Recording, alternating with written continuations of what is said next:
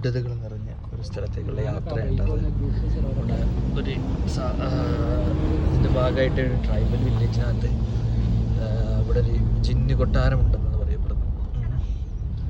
അത് കാണാൻ വേണ്ടിയിട്ടുള്ള യാത്ര. കണ്ടോ,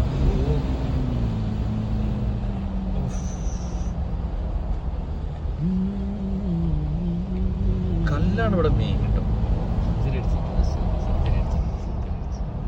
കല്ലുകൾ കൊണ്ടാണ്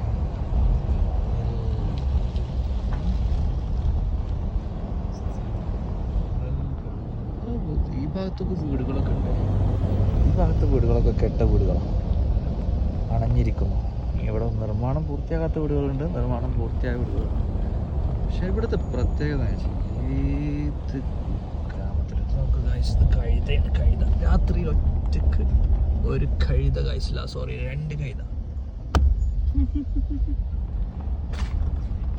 പറയും കേട്ടോ, 2 കഴുതയാണ്.